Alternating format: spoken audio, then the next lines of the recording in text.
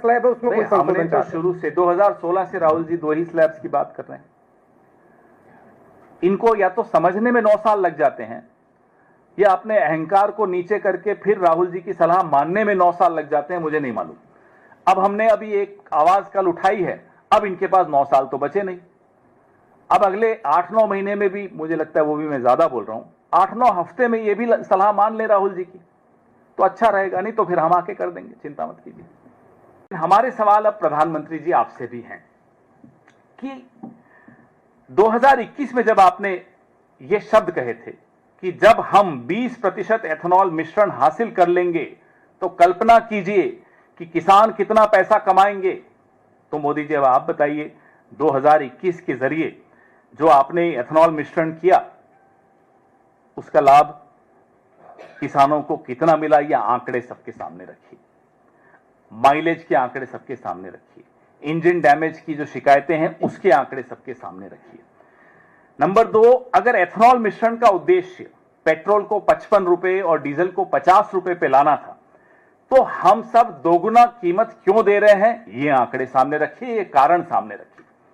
Number 3, अगर ये E20 ethanol को बढ़ावा देना एक सार्वजनिक नीति है तो गडकरी जी के बेटों को यह अप्रत्याशित लाभ क्यों मिला, यह लाभ उपभोक्ता को क्यों नहीं मिला, सिर्फ आपके भतीजों को क्यों मिल रहा है, यह भी आपको जवाब देना चाहिए। Zero tolerance for corruption, Modi ji के शब्द हैं, जीरो टॉलरेंस फॉर करप्शन। एक नया कानून लाने की कोशिश की, 130वां संशोधन, 130th amendment to the constitution of India. हम यह जानना चाहते हैं कि जब यह 130वां संशोधन पारित हो जाएगा, क्या उससे पहले आप अपने ये तमाम भतीजों की फौज पर कोई जांच बैठाएंगे? आपके जो भाई हैं कैबिनेट में सारे, मैंने नाम गिनाया आपको, अमित शाह,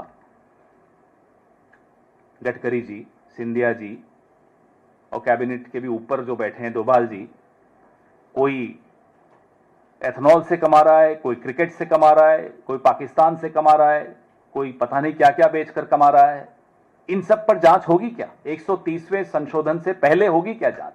और 130वें संशोधन का प्रभाव इन लोगों पर पड़ेगा या नहीं पड़ेगा?